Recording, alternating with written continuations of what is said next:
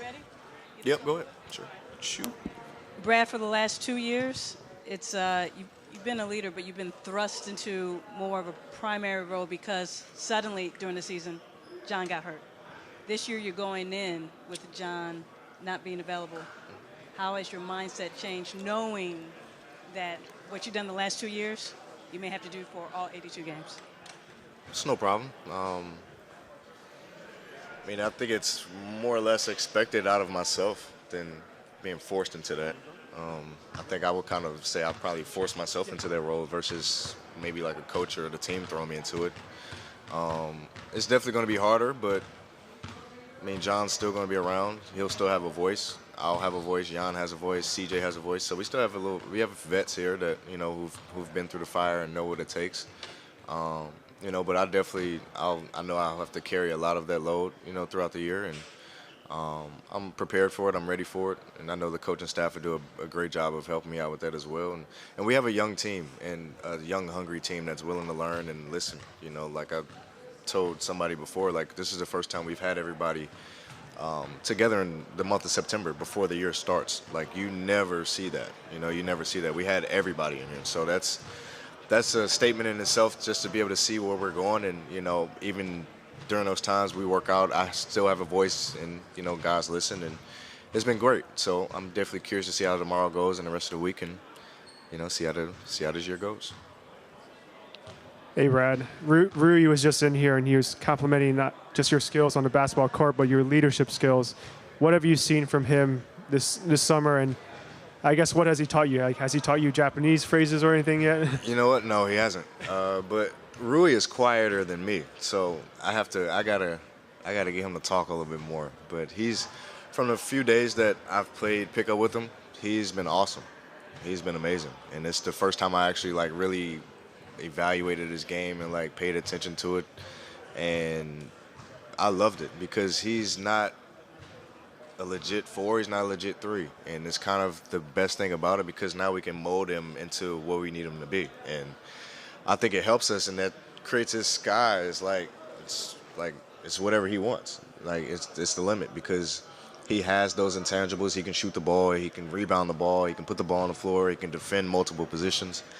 So when you have guys like that are like tweeners or whatever, that's what the NBA is. And I think he's going to be very beneficial for us. He's a strong guy. He's athletic. He works tremendously hard. He wants to learn. He wants to get better. So far, so good. I love it. I love everything about him. Hopefully he just stays humble and keep working. Good. What's going on, Bradley? Good luck this season, man. Thank you.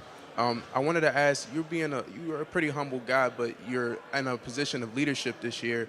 How do you handle that, and how are you able to cultivate a culture here that keeps you guys humble, keeps you guys grounded, but also you're going to get help towards the later on part of this season or even next season? How do you step up as a leader and also keep guys grounded day to day? For me, naturally, I feel like I'm naturally a leader. I feel like you can't force somebody to be a leader, you know what I'm saying? But for me, it just happens naturally. And one thing that resonated with me well with one of the coaches this summer was he said, don't use all your bullets, especially in a situation in which we have. He said, don't use all your bullets because when you have young guys, they don't want to hear, oh, you need to do this, do that, do that, do that, do that. Sometimes it's going to be, oh, man, you did a great job. Keep it up. Keep doing it. It's going to be encouraging. There's going to be times in which you have to pat guys on the back. There's going to be times in which you have to get on somebody, and just knowing the difference in the timing of when to do it and when it's necessary, because it's not always necessary, but there are times in which it is. So it's, for me as a leader, it's being able to find that balance and also holding myself to that same standard, the same accountability, and I think it'll just trickle on down. Right. How you doing, Brian? Good, and you? All right. Talking about leadership, and you've come, in terms of leadership off the court, you've come to a few of the Mystics games, seeing the playoff fever going on, and then you got the Nationals tomorrow. What do you see with the excitement level here in D.C. and piggyback what you want to bring here in the district? Well, I know the Wizards got to get rolling, man, because the Mystics are about to bring in that hardware, and before you know it, that's 2 for Ted and on his teams, and he's gonna be looking at us with a few frowny faces. But we gotta. It's exciting. It's exciting. The city of DC. The sports have been tremendous. Even DC United's in the playoffs. Like I'm a soccer fan too, so it's been great. It's been great to be able to see everybody have success, to be able to have a great last few years for sure, and to be able to see what the Misses are doing, what the Nats are doing. Although I'm a Cardinals fan, it's great to be able to see what they're doing, and hopefully we can have the same type of year. We're in desperate need of it. Congrats on baby number 2. Thank you. This summer, you're welcome. Any more comments, any more ways after the All-Star season that you had last year, going into the season this year, playing with some of the younger players, what do you look forward to most about the season? Everything. I'm excited. I'm excited from start to finish, because from one, I know a lot of people are doubting us and, questioning, how are they going to be? What's their identity? What am I going to do? Like, it's a million questions, but, I'm all about proving people wrong. We have a hungry team. I'm a hungry individual.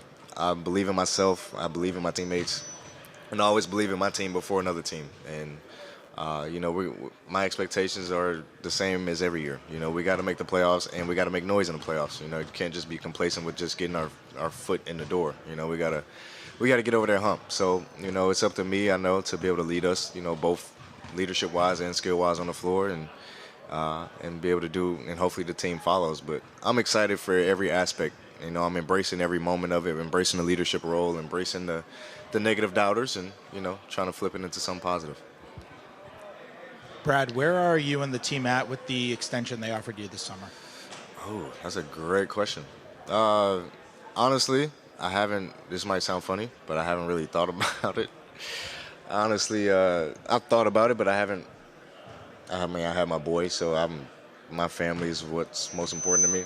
Sorry. I've been thinking about that, and just honestly letting my agent and Ted and Tommy just kind of work through those details, like the deals on the table. But I'm definitely taking my time and just evaluating what's best for my family.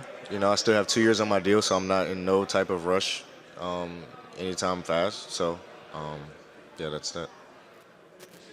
Brad, for the last couple of years, you've gone up against Justin Anderson in games. Now he's with you guys. What do you recall about him, and what can he bring to this team? Me and Justin go back when we were like 15 or 16. We played USA basketball together, and he's a physical specimen. Like, he works tremendously hard.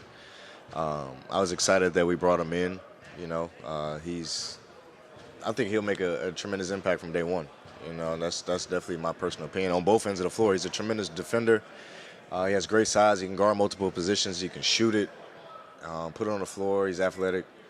He's going to be special for us, at his 3-4 position. So we're definitely going to be needing him, and I'm definitely happy that we're sharing the floor again. It's been a while. Brad, I know you're in just starting preseason today and looking toward the 2019-2020 NBA season. But have you given any thought to the Olympics next summer and whether you'd like to be involved if you were asked, and have you heard anything? Oh, for sure. I would definitely love to. That's a no-brainer for me. I have to word it right. I can't say I was upset about the last 2 years, because I feel like those are the 2 best years of my life, in which both of my boys were born, which caused me to miss some USA stuff. But, man, I don't plan on having a son this next summer, so or daughter. I don't plan on having no kids. Let's say that. So I definitely, I want to be able to play USA basketball next summer. I want to play in the Olympics. It was definitely a goal of mine. I wish I could have played in the World Cup this year, but nothing's more important than my family and being there for my baby boy. So that was that. And if the opportunity presents itself, for sure, that's an automatic yes for me. Yeah. Brad, you already mentioned, embracing the negative doubters. When a lot of, so-called experts and sites have picked the Wizards not to be so great this year, how are you? Do you use that for motivation? And what are you seeing from your teammates that could prove them wrong? It's hard to say you don't notice it, because we all have cellular phones and devices, so we all see it, but I don't really. It doesn't move me one way or another, because I know how I am and how I'm structured. Like, words and opinions don't really bother me. Everybody's entitled to one. But one thing I do know is that we are going to work hard and we're going to compete. and that's all we can ask for. No, it's a lot of fresh faces in here from top down, so we're just getting acclimated with everybody, making sure we're putting this organization and as a first-class organization from here on out. That's what we're making it into, and getting our culture started from the bottom up, and that's what we're doing. So I know it'll be a year of patience and a year of learning and a year of growing, but to each his own. I'm not worried about other people's opinion. I know that these guys work hard and that they want to win and they want to get better. So that's all I can ask for. Hi, Brad. I'd like to ask you about, you told me about the Rui on the court, how he's doing, but off the court, how is he like? He's very quiet. Can you get him to talk more? Okay. Maybe he'll probably talk to you more than talk to us. So do you hang out with him a lot or no? I haven't. He just got back in town, honestly, like a few weeks ago from the World Cup game, so he hasn't been in town. But it's a long year. He's going to be here. I'm not going anywhere, so we'll have our time for sure. Hey, Brad. Welcome back. Thank you.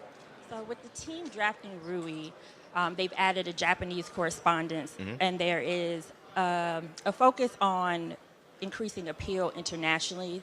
What's your thought on this shift, and how do you think it'll benefit the franchise? I think it's important, and I think it'll be successful. Because I think basketball is the greatest sport in the world. I think it's internationally, it's maybe behind soccer, maybe the best. I mean, in my opinion, it's the best sport in the world. But in terms of soccer and internationally, like it's a very well played sport and very well sought out sport. So I think no matter whether it's Japan or wherever it may be around the world, I think everybody loves basketball. Everybody can see our face, so everybody's a fan of our game. It's fun to play on top of that too. So I think it'll be successful. I think eventually, before we'll probably be having NBA teams internationally, and we'll be traveling overseas to play games. Hey, Brad, don't know if you were asked something like this already, but obviously with John sideline, it's clear you're the face of this team right now. Whether you wanted that or not, that's just the reality of the situation.